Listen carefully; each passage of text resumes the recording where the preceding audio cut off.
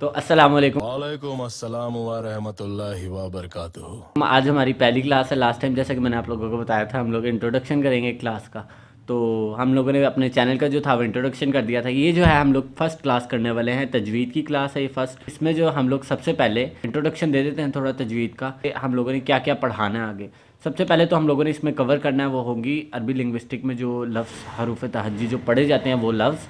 दूसरे नंबर पे जो हम लोग कवर करेंगे वो इसमें आ जाएगा लफ्ज़ों को जोड़ना, फिर लफ्ज़ों की हरकत। फिर इस तरह करते करते करते करते हम लोग पूरे लफ्ज़ बनाना सीखेंगे और फिर आगे जाएंगे। फिर शुरू करते हैं सबसे पहले अल्लाह के फ़ज़ल व करम से। तो फजल भाई ज़रा इधर ध्यान रखना है कैमरे की तरफ। सबसे पहले थोड़ी बहुत जो है हम लोग कायदे की बात कर लेते हैं। मदनी कायदा, फिर उसके बाद एक कुरानी कायदा है, फिर और भी यस्टर्न कुरान है, फिर एक नूरानी कायदा है। नूरानी कायदा से हम लोग पढ़ेंगे तजवीद के थ्रू। नूरानी कायदा जो है इसका आपको लिंक डिस्क्रिप्शन में इसके पीडीएफ का मिल जाएगा, आप लोग वहाँ से जाके डाउनलोड भी कर सकते हैं या यहाँ से आप लोग स्क्रीनशॉट ले सकते हैं। लोगों में से जो उर्दू, अरबी, फ़ारसी जानते हैं और सिंधी जानते हैं उनके लिए काफ़ी आसानी हो जाएगी इस चीज़ में। उर्दू के जो वर्ड्स हैं वो अरेबिक से ही डिराइव्ड किए गए हैं, ड्राइव्ड किए गए हैं, तो हम इजीली उसको पढ़ सकते हैं। अरेबिक लैंग्वेज में टोटल 29 हरूफ तहज्जी हैं, उसमें से 20 तो हम सबको आते ही हैं क्योंकि वो 100% वही हैं जो कि उर्दू पंजाबी में यूज़ किए जाते हैं। 9 हरूफ जो पीछे बचे हैं वो 9 थोड़े से चेंज हैं, उनमें थोड़ा सा फ़र्क है, तो वो भी हम लोग कवर करेंगे।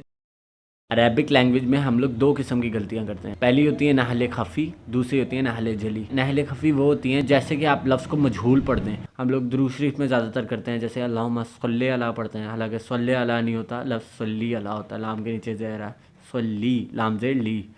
तो इस तरीके से ये होती है नहले खफ़ी। इसको कहते हैं छोटी गलतियाँ जो कि कवर अप हो जाती हैं। दूसरी जो है वो नहले जली। 3 किस्म की गलतियाँ आ जाती हैं। एक होती है इहराब की गलतियाँ, और दूसरी होती है प्रोनाउंसिएशन की गलती। तीसरी जो है वो यहाँ पर 90% से ज़्यादा लोग करते हैं। जैसे कि काफ कैंची वाला कुल, उसका माना है कह दो। वैसे ही आप अगर कुल का माना देखेंगे तो उसका मतलब है खा लो। यहाँ पे 90% से ज़्यादा लोग कुल ही पढ़ते हैं, जो कि कुल लफ्ज़ नहीं है, जो कि कुल है। यहाँ से आवाज़ निकालें। लेकिन लफ्ज़ जो आप देखें वो है अनअमता। सूरह फातिहा में आइन आता है अनअमता, लेकिन यहाँ पे लोग पढ़ते हैं अनामता। अनामता का मतलब है तेरा इनाम। वैसे आप अनमता पढ़ें तो उसका मतलब है मेरा इनाम। तो ये काफ़ी बड़ी गलती है। तीसरी गलती आप आ जाएँ कल्बुन, जिसका मतलब है दिल, लेकिन अगर आप उसको कल्बुन पढ़ें, डंडे वाला काफ पढ़ें, काबे वाला, तो वो लफ्ज़ कल्बुन तो था, उसका मतलब था दिल, लेकिन आप जब कल्बुन पढ़ेंगे तो उसका मतलब उसका मतलब है डॉगी। तो आपको ये ज़रा फोकस रखना चाहिए, लफ्ज़ों की अदायगी भी जो है वो बेहतर हो। तीसरी गलती लफ्ज़ों में की जाती है, लफ्ज़ों को लंबा छोटा करने में। पहली गलती तो आ गई अराब की गलती, ज़बर ज़ेर पेश वगैरह की। दूसरी गलती आ गई जी प्रोनाउंसिएशन की गलती, जो कि यहाँ पे लोग काफ़ी करते हैं, 90% से ज़्यादा लोग करते हैं। तीसरी गलती जो है वो तो कुछ लोग करते हैं, उसमें आ जाता है लफ्ज़ों को लंबा छोटा करना। इसकी भी एक मिसाल ले लें, जैसे एक लफ्ज़ है कुरान पाक में, इन्ना रब्बी लगफूर रहीम, बेशक अल्लाह ज़रूर बख्शने वाला मेहरबान है। लेकिन लोग अगर इधर लाम को लंबा कर दें, जो उसकी जगह हम लोग लाम को लंबा कर दें, तो उस लाम को लंबा करने से उसका मतलब चेंज हो जाता है, उसका मतलब है नहीं। तो ये कलमाते कुफर बन जाते हैं बाज़ात। तो इस पर फोकस करने की ज़रूरत है। प्रैक्टिस की सारी गेम है, आप इधर से लफ्ज़ सीखें और प्रैक्टिस करें, बल्कि हम आपको साथ साथ शेड्यूल भी देते रहेंगे, सिलेबस भी देते रहेंगे कि इस तरीके से इतनी इतनी प्रैक्टिस की जाए। लोग हैं जो तर्ज के साथ पढ़ते हैं, लेकिन वो अल्फाज आप उनके देखेंगे कि वो अल्फाज को तोड़ते मरोड़ते नहीं हैं, उनका लफ्ज़ उनका रिदम ख़राब नहीं करते, उनको जितना लंबा करना है उतना ही करते हैं। जो उनसी आवाज़ जिस लफ्ज़ की निकालनी है वो वही वाली आवाज़ निकालते हैं उस लफ्ज़ की। एक हदीस भी है इस पर, मैं आपको बता देता हूँ, बुखारी में है। वो सल्लल्लाहु अलैहि वसल्लम ने फरमाया, जो शख्स कुरान पाक तरन्नुम के साथ नहीं पढ़ता वो हम में से नहीं है।